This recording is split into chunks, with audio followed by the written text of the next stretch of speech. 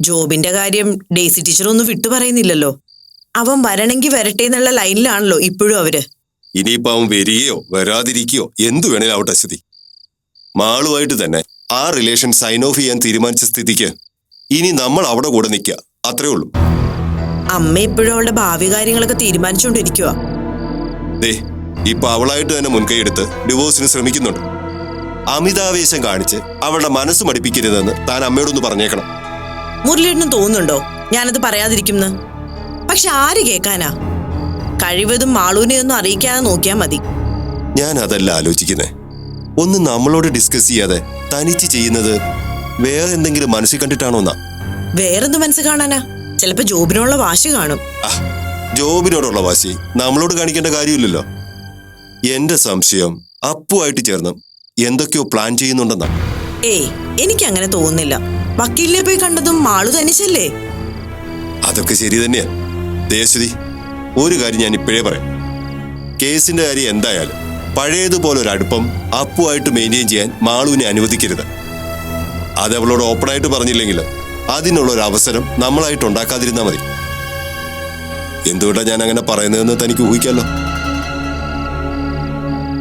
ഒക്കെ കേട്ടിട്ട് മുരളിക്ക് എന്ത് തോന്നുന്നു? എന്റെ നോട്ടത്തിൽ ഇതൊരു പോസിറ്റീവ് സൈനാണ് മുരളി.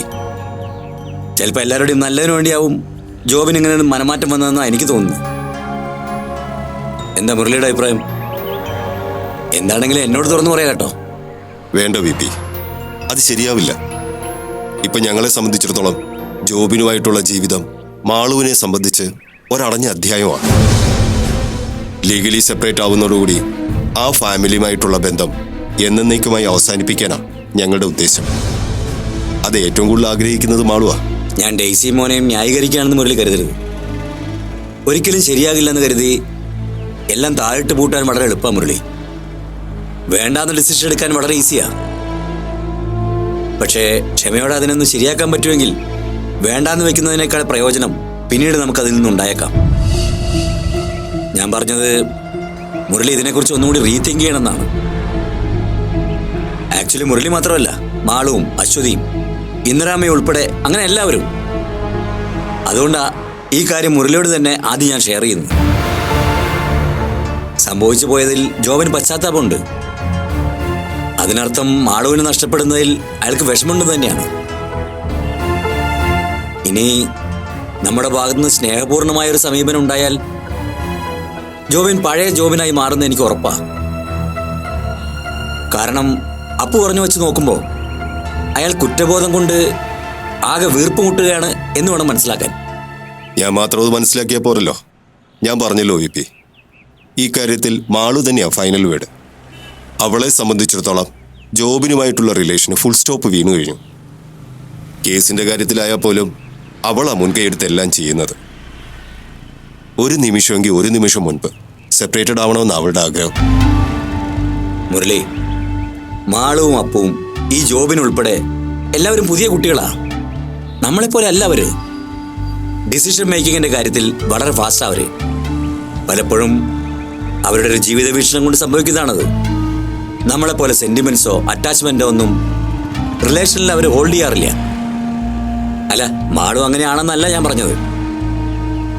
ജോബിനോടുള്ള അവളുടെ സ്നേഹത്തെപ്പറ്റി വളരെ ചുരുങ്ങിയ ദിവസം കൊണ്ട് മനസ്സിലാക്കിയ ഒരാളാണ് ഞാൻ. അതുകൊണ്ട് തന്നെ അങ്ങനെ ഒരാൾ തന്നോട് വിശ്വാസവഞ്ചന കാണിച്ചു എന്ന് അറിയുമ്പോൾ അത്ര പെട്ടെന്നൊന്നും മാളുവിന്റെ മനസ്സത് ക്ഷമിക്കാൻ തയ്യാറാവില്ല. അതൊരു സത്യം തന്നെയാണ്.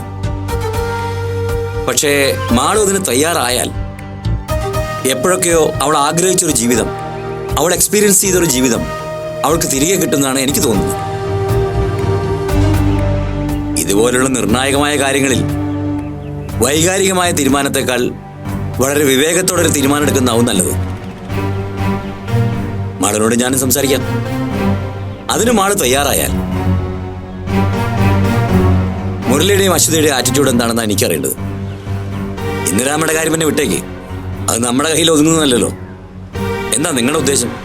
വി പി, ഞാൻ പറഞ്ഞല്ലോ, എന്നെ സംബന്ധിച്ചിടത്തോളം മാളുവിന് സ്വസ്ഥമായ ഒരു കുടുംബജീവിതത്തിനുള്ള അവസരം ഒരുക്കുക.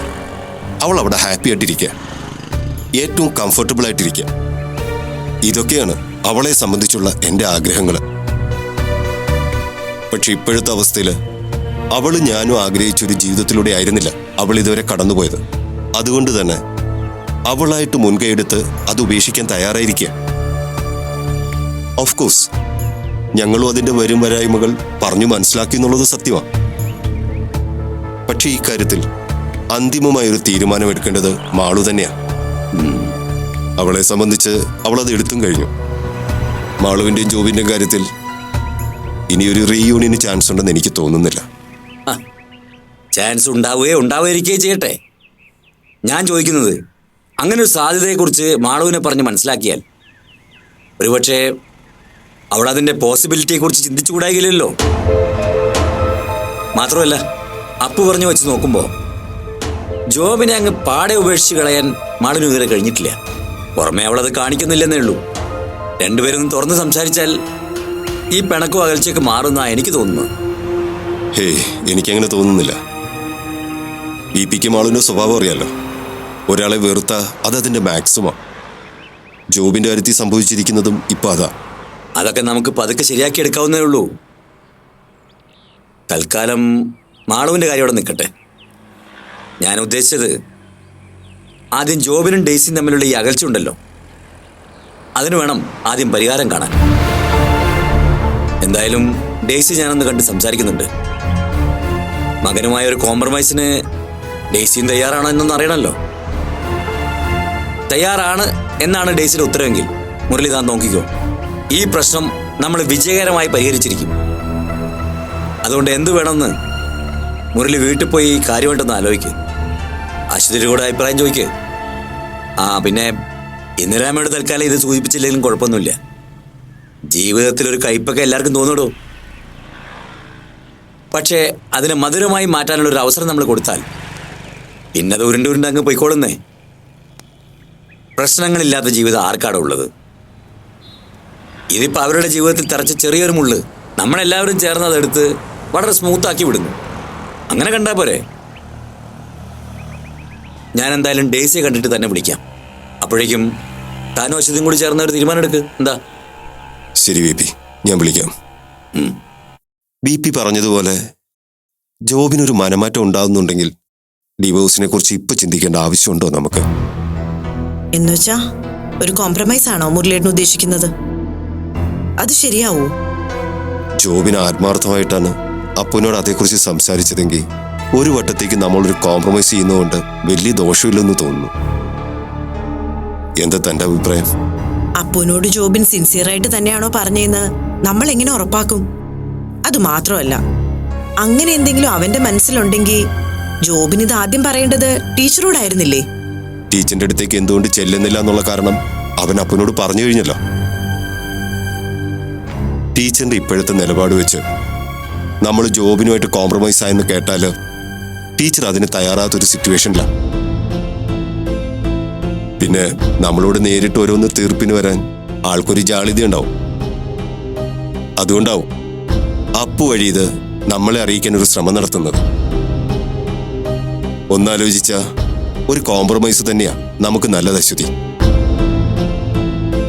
ഇപ്പോഴാണെങ്കിൽ സംഭവങ്ങളൊന്നും പുറത്തധികാരം അറിഞ്ഞിട്ടുമില്ല. നേരെ മറിച്ച് ഡിവോഴ്സിലേക്ക് നമ്മൾ നീങ്ങുകയാണെങ്കിലോ നമ്മുടെ സർക്കിളിലുള്ള എല്ലാവരും ഇതറിയും.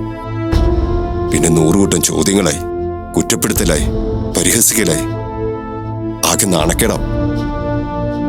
മാത്രമല്ല, ഇനിയിപ്പോ ഡിവോഴ്സായ അവളെ അധികാരം ഇവിടെ ഇങ്ങനെ നിർത്താനും പറ്റില്ലല്ലോ. അവൾക്ക് ചേർന്നൊരു പുതിയ അലയൻസ് കണ്ടെത്തുക എന്ന് വെച്ചാൽ അല്പം റിസ്ക് ആണ്. അഥവാ ഇനി അതൊന്നും തരപ്പെട്ട് വന്നാൽ തന്നെ മാളു അതിനെ സമ്മതിക്കുമെന്ന് നമുക്ക് ഉറപ്പൊന്നുമില്ലല്ലോ. അതൊരു പ്രോബ്ലമാ. അതുകൊണ്ട് എല്ലാ വശങ്ങളും ചിന്തിച്ചു നോക്കിയപ്പോ ഇപ്പോ ഇത് തല്ലിക്കൊഴിയാതിരിക്കുന്നതല്ലേ ബുദ്ധിയെന്ന് തോന്നിപ്പോവാ. എന്താ മുരളി, മാളുവിന്റെ കാര്യമാണോ രണ്ടുപേരുമായിട്ട് ഗഹനമായി ചർച്ച ചെയ്യുന്നത്? ഇവിടെ ഇപ്പൊ ആ കാര്യമല്ലാതെ മറ്റെന്താ അമ്മേ പറയാനും ഡിസ്കസ് ചെയ്യാനും ഒക്കെ ഉള്ളത്? മുരളിയേട്ടൻ ചോദിക്കുന്നത് ഇപ്പൊ ഉടനെ ഒരു ബന്ധം പിരിയലിനെ കുറിച്ച് ചിന്തിക്കേണ്ട ആവശ്യമുണ്ടോന്നാ. ആലോചിച്ചപ്പോ അതിൽ കാര്യമുള്ള പോലെ എനിക്കും തോന്നി. അതെന്താ രണ്ടുപേർക്കും പെട്ടെന്നൊരു മനമാറ്റം? ആ പണിക്കര് ടീച്ചറിന്റെ മോന്റെ കാര്യം പറയുന്നോണ്ടാണോ? അമ്മയുടെ അഭിപ്രായം എന്താ? അവനൊരു മനമാറ്റം ഉണ്ടായ? എന്റെ മുരളി, അതൊക്കെ ഉള്ളതാണോ എന്ന് ആർക്കറിയാം. ഇനി നമ്മുടെ മുന്നിൽ ആളാവാൻ ആ അപ്പു ഇതൊക്കെ കയ്യിൽ പറഞ്ഞതായാലും മതിയല്ലോ. ഏയ്, അപ്പു അങ്ങനെ ചെയ്യുന്ന എനിക്ക് തോന്നുന്നില്ല. എന്റെ അശ്വതി, നിങ്ങളൊക്കെ എന്തറിഞ്ഞിട്ടാ ഈ പറയുന്നേ? സംഭവിച്ചു പോയതിൽ സങ്കടം ഉണ്ടെന്നും പറഞ്ഞ് നടക്കുന്നവൻ ഇതുവരെ സ്വന്തം വീട്ടിൽ പോയി പെറ്റകളെ കാണാൻ തോന്നിയില്ലല്ലോ. അപ്പൊ അവൻ എങ്ങനെ മാനസാന്തരം വന്നെന്ന് നമ്മൾ വിശ്വസിക്കും? ഇതൊക്കെ അവന്റെ ഒരു അടവാണെങ്കിലോ? തന്റെ കുഴപ്പം കൊണ്ടല്ല ഇതൊക്കെ ഇങ്ങനെ സംഭവിച്ചതെന്ന് വരുത്തി തീർക്കാനുള്ള ഒരു സൂത്രപ്പണി. ഇതൊക്കെ അങ്ങനെ കണ്ടാ മതി. അപ്പോ ഒരു ഒത്തുതീർപ്പിനെ പറ്റി ചിന്തിക്കേണ്ടെന്നാണോ അമ്മ പറയുന്നത്? എന്റെ അഭിപ്രായം അത് തന്നെയാ.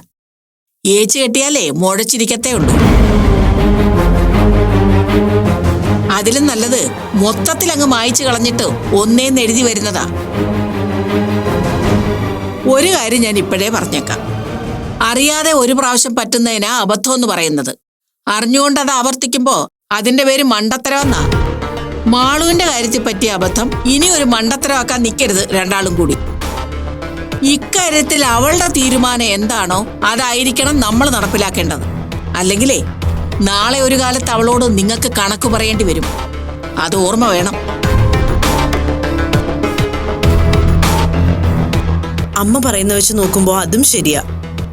ശോ, ഒന്നും അങ്ങോട്ട് തീരുമാനിക്കാൻ പറ്റാത്ത അവസ്ഥയാണല്ലോ മുരളിയേട്ടാ. വരട്ടെ. BP ഏതായാലും ടീച്ചറിനെ കണ്ട് സംസാരിക്കാന്ന് പറഞ്ഞല്ലോ. ഇനിയിപ്പോ അതുകൂടെ ഒന്ന് കഴിയട്ടെ, എന്നിട്ട് നമുക്ക് തീരുമാനിക്കാം.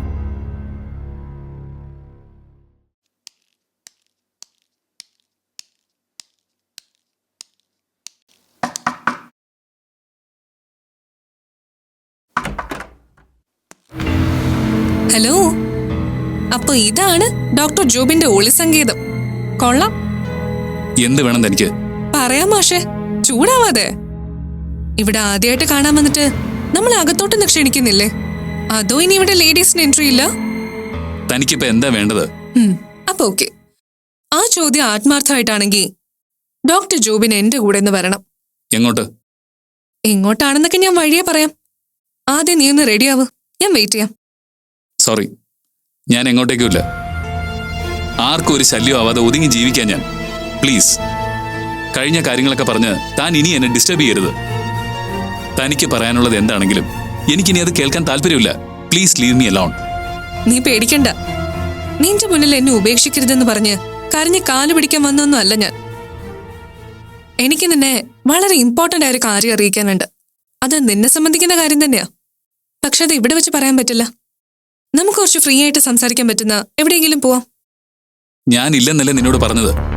ജോബിൻ, എന്തിനാ ഇത്ര വാശി പിടിക്കുന്നത്? ആ കാര്യത്തിൽ നിന്നെക്കാളും ഒട്ടും പിന്നിലല്ല ഞാനെന്ന് നിനക്കറിയാലോ. ഞാനൊരു മത്സരത്തിനില്ല, അതിനുള്ള മൂഡിലും അല്ല ഞാൻ. നിന്നെ സമ്മതിക്കുന്ന ഒരു കാര്യം അറിഞ്ഞപ്പോ അത് നിന്നോട് ഷെയർ ചെയ്യണമെന്ന് എനിക്ക് തോന്നി. അറിഞ്ഞു വെച്ചിട്ട് നിന്നെ അത് അറിയിച്ചില്ലെങ്കിൽ അത് നിന്നോട് ചെയ്യുന്നൊരു ചതിയാവും. ഇനി അതിന്റെ പേരിൽ കുറ്റബോധ സെന്റിമെന്റ്സും അടിച്ചു നടക്കാൻ എനിക്ക് താല്പര്യമില്ല. So you please come. അധികം ബുദ്ധിമുട്ടിക്കില്ല. നീ റെഡിയാവ്, ഞാൻ പാർക്കിങ്ങിലുണ്ടാവും. വേഗം വേണം.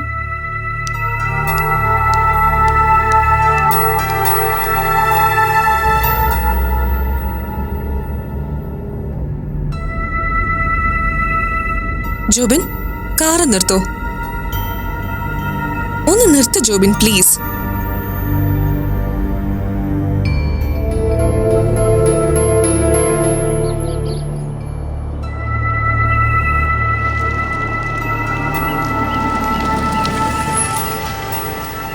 വാ, നമുക്ക് ചോർച്ചിലേക്കൊന്ന് കയറാം.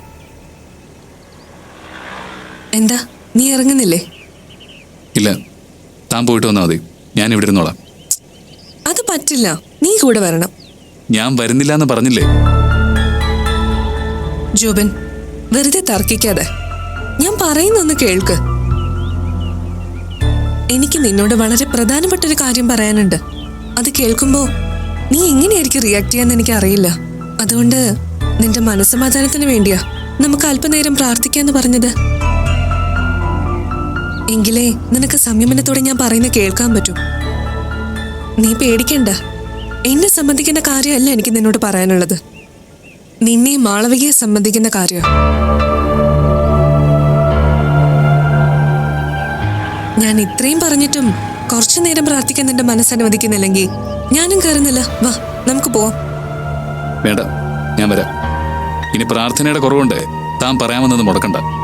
വാ. എന്നാ കാർ അകത്ത് കയറ്റ്.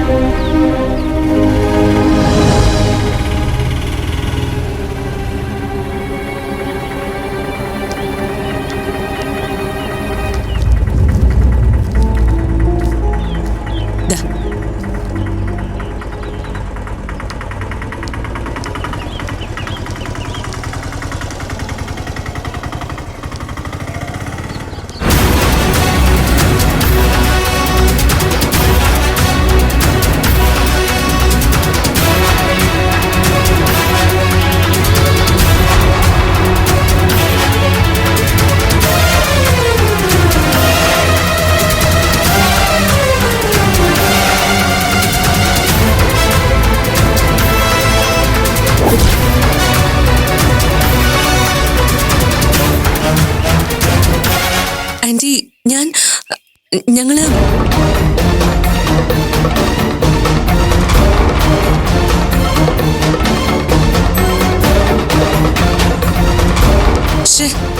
ആന്റി നമ്മളെ തെറ്റിദ്ധരിച്ചല്ലോ ജോബൻ. തൃപ്തിയായല്ലോ, സമാധാനമായല്ലോ തനിക്ക്. അവളുടെ ഒരു പീസ് ഓഫ് മൈൻഡും പ്രാർത്ഥനയും. സത്യം പറ, ഇത് ശരിക്കും തന്നെ പ്ലാനിങ് അല്ലായിരുന്നോ? പ്ലാനിങ്ങോ? എന്ത് പ്ലാനിങ്? അതെ, പ്ലാനിങ് തന്നെയാ. എന്റെ മമ്മി സ്ഥിരമായിട്ട് വരുന്ന ചർച്ചാണെന്ന് അറിഞ്ഞുകൊണ്ടല്ലേ നീ എന്നെ ഇവിടെ പ്രേയറിന് വിളിച്ചത്? നിന്റെ ഐഡിയ നീ കൃത്യമായിട്ട് നടപ്പിലാക്കി. ജോബൻ, നീ എന്തൊക്കെയാ പറയുന്നേ? ഭ്രാന്താണോ നിനക്ക്? എനിക്കല്ല, നിനക്കാ ഭ്രാന്ത്. ആഗ്രഹിച്ചതെന്തും ആരെ കൊന്നിട്ടാണെങ്കിലും നേടിയെടുക്കണമെന്നുള്ള ഭ്രാന്ത്. അത്രയ്ക്ക് സെൽഫിഷാ നീ. ഇനി മേലിൽ എന്റെ അടുത്ത് വന്നു പോരുത്, അതിന് എന്ത് കാരണത്തിന്റെ പേരിലാണെങ്കിലും. ജോബൻ, ഞാനൊന്ന് പറഞ്ഞോട്ടെ? വേണ്ട, ഇനി ഒന്നും എനിക്ക് കേൾക്കണ്ട. Just leave me alone. ആ, എങ്കിൽ ചെന്ന് ഭാര്യ അയച്ച വക്കീൽ നോട്ടീസ് വീട്ടിലെത്തിയിട്ടുണ്ടാവും. ചെന്ന് ഒപ്പിട്ട് കൊടുക്ക. സത്യമാണ് ജോബൻ, ഇത് പറയാനാ ഞാൻ നിന്നെ തേടി വന്നത്. മാളവിക നിനക്കെതിരെ ഡിവോഴ്സ് പെറ്റീഷൻ ഫയൽ ചെയ്തു. എന്റെ കൂടെ താമസിക്കുന്ന ഹിമയാ മാളുവിന്റെ അഡ്വക്കേറ്റ്. മാളു അതിനെ വന്നെന്ന് ഹിമ പറഞ്ഞാ ഞാൻ അറിഞ്ഞത്.